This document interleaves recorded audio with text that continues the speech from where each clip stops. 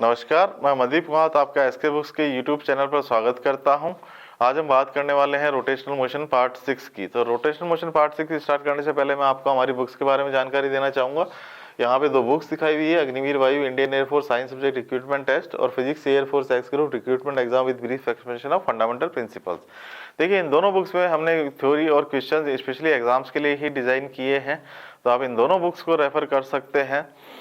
तो स्टार्ट करते हैं रोटेशनल मोशन का पार्ट 6। देखिए, आज जो हम पढ़ने वाले हैं वो है रोलिंग मोशन। रोलिंग मोशन देखिए किस तरीके का होता है कि रोलिंग।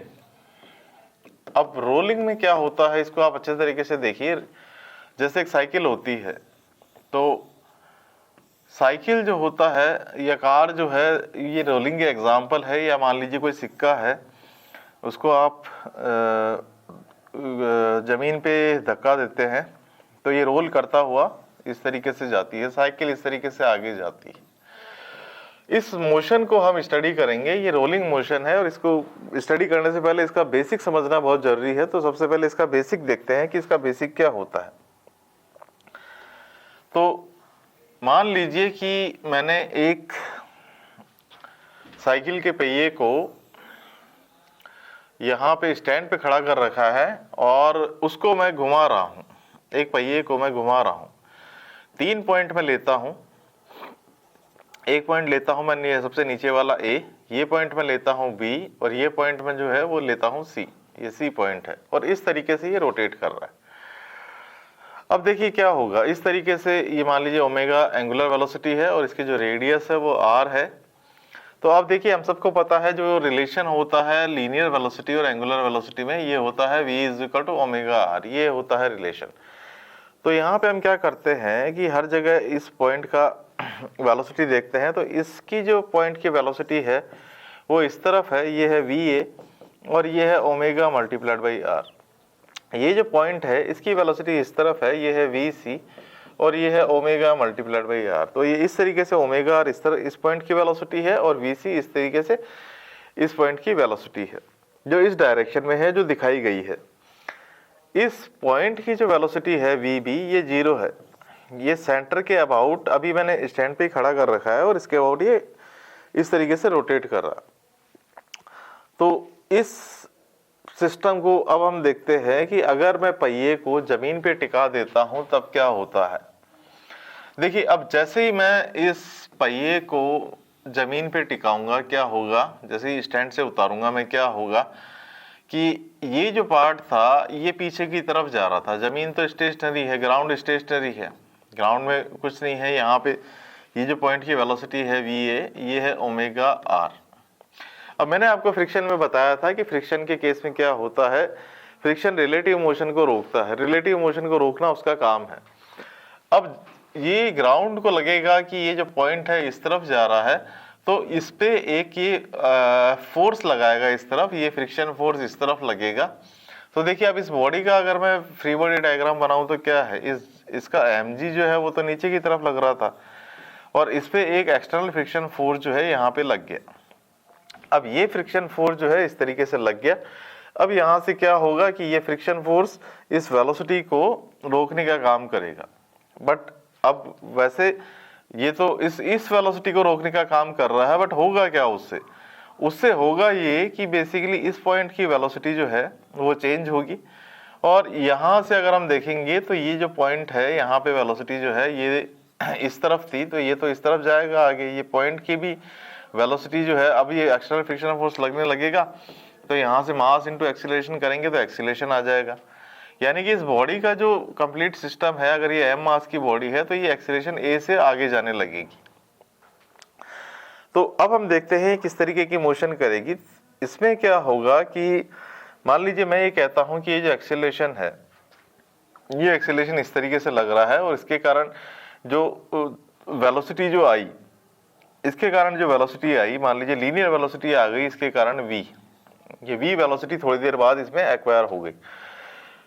अब अगर इसमें v वेलोसिटी इधर की तरफ एक्वायर हो गई, मान लीजिए सेंटर ऑफ मास जो है वो सेंटर जो है वो v वेलोसिटी से आगे जा रहा है, तो देखिए यहाँ पे हो क्या रहा है, यहाँ भी वेलोसिटी जो है ये हो जाएगी v प्लस ओमेगा आर, और क्योंकि ओमेगा आर इस तरफ था तो इसमें से v वेलोसिटी जो है माइनस हो जाएगी, क्योंकि ये v वेलोसिटी जो है ये लीनियर वेलोसिटी है। अगर मान लीजिए फ्रिक्शन फोर्स लग रहा होता Fr, ये एक्सेलेरेशन होता, तो ये बॉडी जो है थोड़ी देर में v वेलोसिटी एक्वायर कर लेती। अब मान लीजिए मैं कहता हूं कि ये v वेलोसिटी जो है इसने एक्वायर कर ली, लीनियर वेलोसिटी है, तो ये एंगुलर तो इसकी चालू है ही, या एंगुलर वेलोसिटी तो इसकी चालू है ही, तो उसके कारण रिजल्टेंट जो वेलोसिटी है वो ये हो गई है कि v वेलोसिटी लीनियर है इन तीनों में, वो इस तरफ है, और जो ओमेगा आर की डायरेक्शन है वो इसके लिए इधर है और इसके लिए इधर है। तो अब अगर मैं इन तीनों की एब्सोल्यूट वेलोसिटी देखूं तो क्या हो गई है, v प्लस ओमेगा आर, इस पॉइंट की वेलोसिटी है v, और इस पॉइंट की जो वेलोसिटी है वो है ओमेगा आर माइनस v। अब यहां से हम देखते हैं कि 3 केस हम लेते हैं। मान लीजिए मैं कहता हूं कि जो ओमेगा आर है वो ग्रेटर देन v है, ओमेगा आर जो है वो ग्रेटर देन v है। तो देखिए इस केस में क्या है कि ये ओमेगा आर माइनस वी है, इस पॉइंट की वेलोसिटी जो है ओमेगा आर माइनस वी है। अब अगर मैं कहता हूं कि ओमेगा आर जो है, ओमेगा आर जो है वो वी से बड़ा है, तो क्या होगा,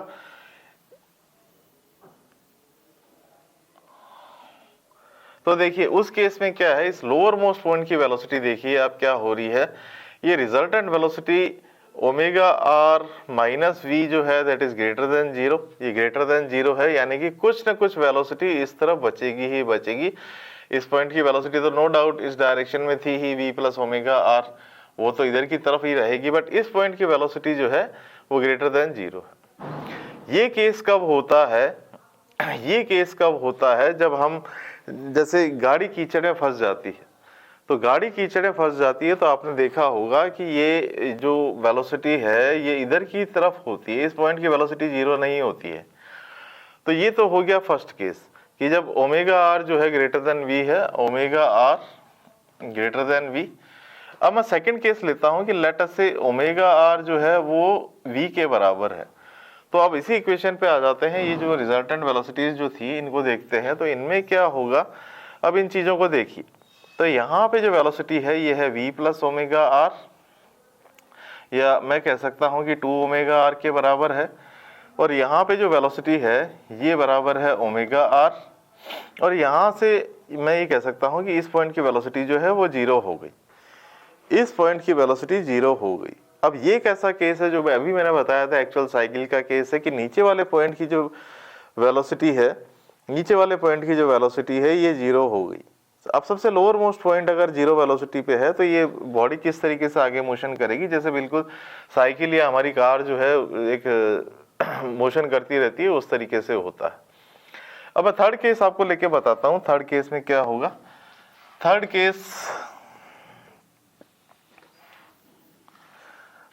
केस में कहता हूं कि लेट अस से कि जो ओमेगा आर है वो लेस देन वी है, और लेस देन वी है तो इस पॉइंट की वेलोसिटी तो मान लिया कि चलो इसी डायरेक्शन में थी, v प्लस ओमेगा आर है, इसकी भी जो वेलोसिटी है वो v है जो ज़्यादा है। इस पॉइंट की जो वेलोसिटी अब जो है, अगर मैं कहता हूं कि इस डायरेक्शन में ओमेगा आर माइनस वी है, अगर v ओमेगा आर से बड़ा है तो देखिए डायरेक्शन जो वेलोसिटी की है वो ये नहीं होगी, वो डायरेक्शन जो वेलोसिटी की है वो चेंज हो जाएगी, इस डायरेक्शन में वेलोसिटी होगी। ये हमारा केस कब होता है, जब हम कार स्किड होती है, तो जब कार की स्किडिंग होती है, जब कार चल रही होती है, हम ब्रेक लगाते हैं, तो ब्रेक लगाते हैं तो कार रुकती नहीं उस पॉइंट पे, रोल भी हो रही है और आगे भी चलती जा रही है, और इस पॉइंट की जो वेलोसिटी है रिजल्टेंट वो इस तरफ है यहाँ से। तो ये 3 केसेस मैंने आपको डिस्कस किए। तो रोलिंग वाला केस जो है, यहाँ पे ये रोलिंग वाला केस जो है ये इस तरीके से है, ये बॉडी रोल करती हुई यहाँ से आगे जाएगी, जैसे साइकिल में जाते हैं उस पॉइंट लोअर मोस्ट पॉइंट की वेलोसिटी 0 है और बॉडी रोल करते हुए आगे जा रही है। अब मैं बात करता हूँ समथिंग कि rolling on an incline plane, कि अगर रोलिंग हो रही है इंक्लाइन प्लेन पे तो देखिए क्या होगा। तो उस टॉपिक की बात करते हैं, rolling on an incline plane.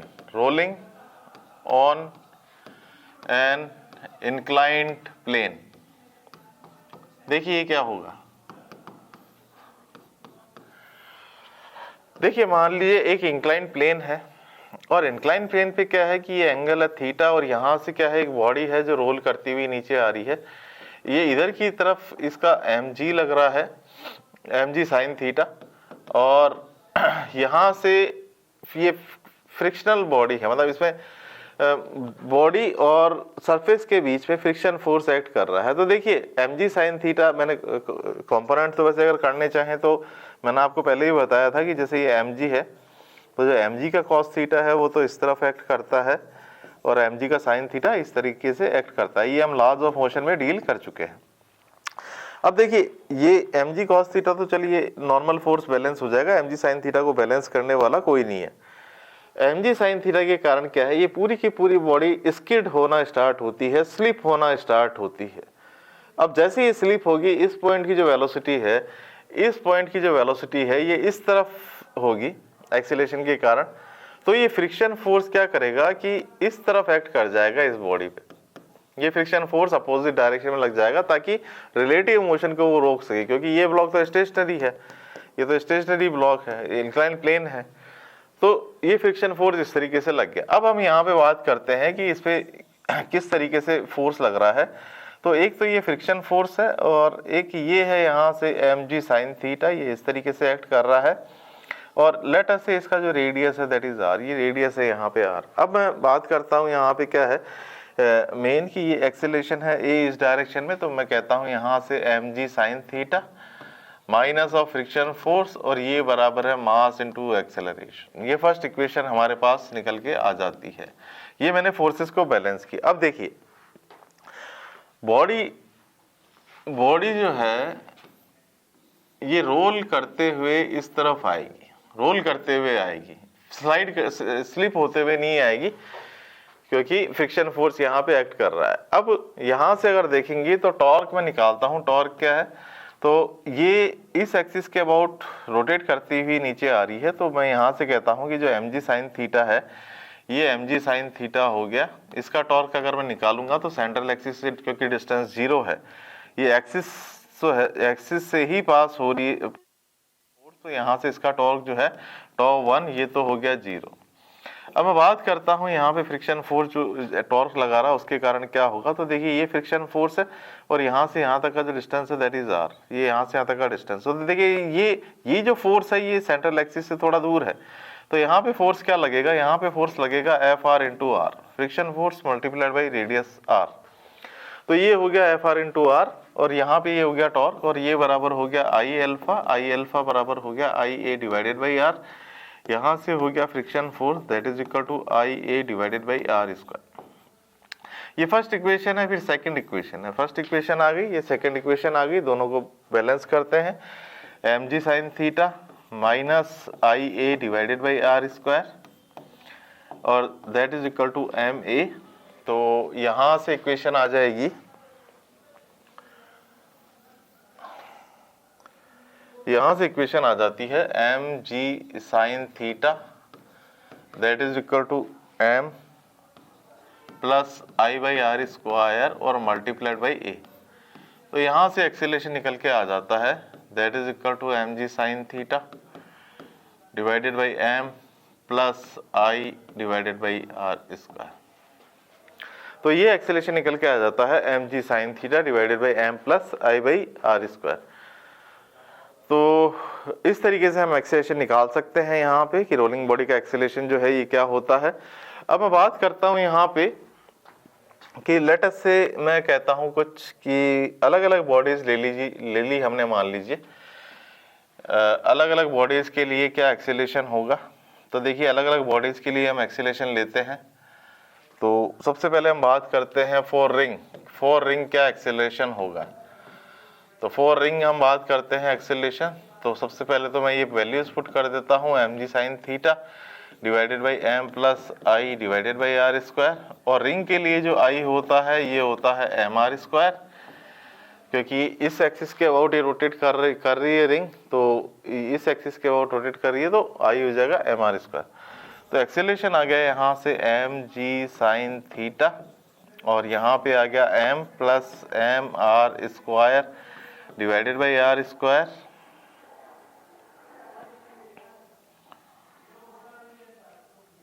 यहाँ से एक्सेलरेशन आ गया, दैट इज इक्वल टू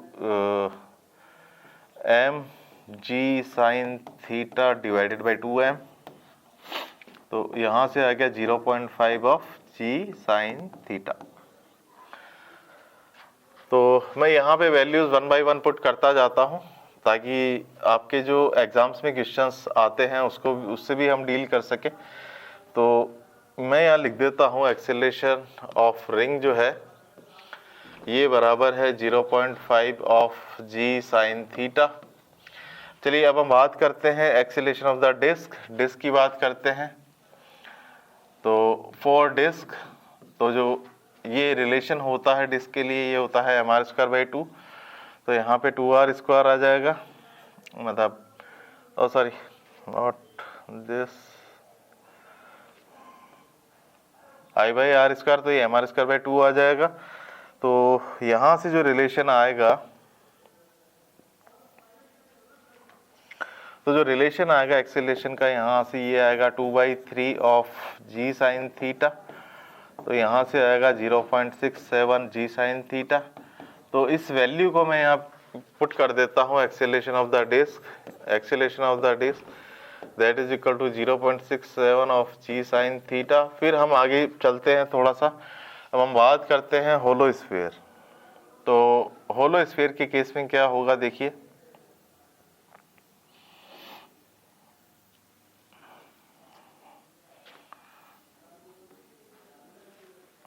तो होलो स्फीयर की बात करते हैं। होलो स्फीयर, तो उस केस में आई जो होता है ये होता है 2/3 mr²। तो एक्सेलरेशन में हम पुट करते हैं mg साइन थीटा, और यहाँ पे हम पुट करते हैं 2/3 of mr² divided by r²। तो यहाँ से आ जाता है 3/5 ऑफ g साइन थीटा, यानी कि एक्सेलरेशन आ गया यहाँ से 0.6 ऑफ g साइन थीटा। तो यहाँ से आ जाता है एक्सेलरेशन ऑफ होलो स्फीयर, और यहाँ से आ जाता है ये 0.6 ऑफ g साइन थीटा। उसी तरीके से हम बात करते हैं यहाँ पे सॉलिड स्फीयर। अगर हम सॉलिड स्फीयर लेंगे तब क्या होगा,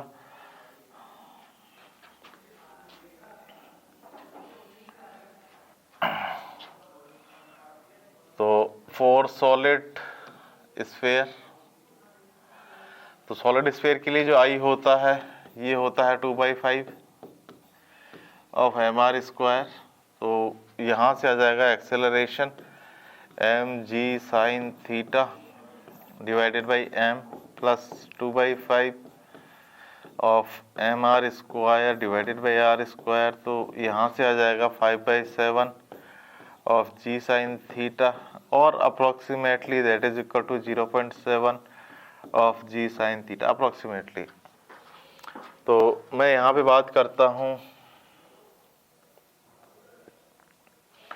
एक्सेलरेशन ऑफ सॉलिड स्फीयर। तो यहाँ से आ जाएगा 0.7 ऑफ g साइन थीटा।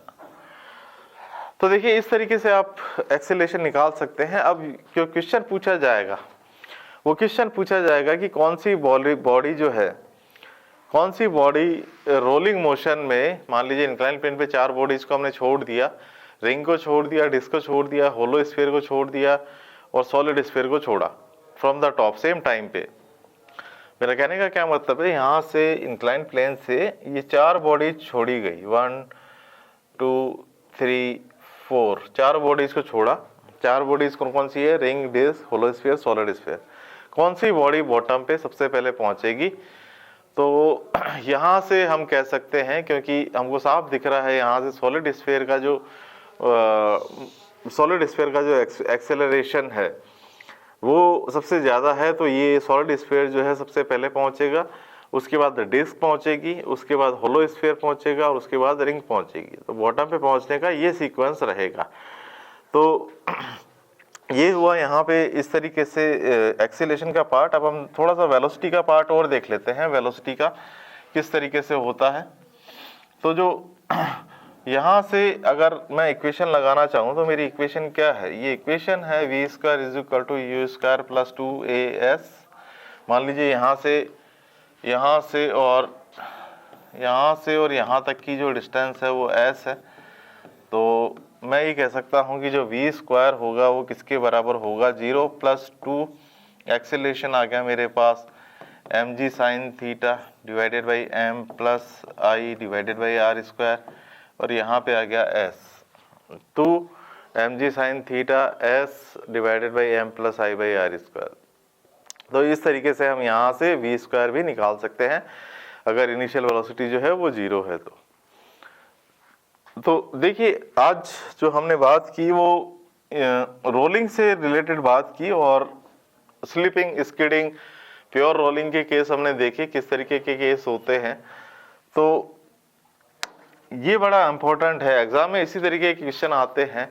मान लीजिए मैंने यहाँ पे 4 एग्जांपल दे रखे हैं, ring, disc, hollow sphere, solid sphere. उसी तरीके से आपके अगर कोई भी और मान लीजिए होलो सिलेंडर आ गया या सॉलिड सिलेंडर आ गया, तो आप ये जो इक्वेशन मैंने बता रखी है यहाँ पे जो दिखाई हुई है बोर्ड पे, इस इक्वेशन में आप इन वैल्यूज को पुट करके, मोमेंट ऑफ इनर्शिया की वैल्यू पुट करके आप एक्सीलरेशन निकाल सकते हैं या वेलोसिटी निकाल सकते हैं, और खुद कंपेयर कर सकते हैं कि किस तरीके से कौन सी बॉडी पहले पहुंचेगी। तो ये क्वेश्चन एग्जाम में अधिकतर पूछा जाता है, तो इसके लिए आप प्रिपेयर रहिए। तो आज हमने प्योर रोलिंग पढ़ा, तो आशा करते हैं ये वीडियो आपको अच्छा लगा होगा। तो आज का जो पार्ट है वो हम यहीं पे ख़त्म करते हैं। हमारे इस कमेंट बॉक्स में ज़रूर लिखिए ये हमारा वीडियो आपको कैसा लगा। इस वीडियो को लाइक कीजिए, दोस्तों के साथ शेयर कीजिए और हमारे चैनल को सब्सक्राइब कीजिए। धन्यवाद।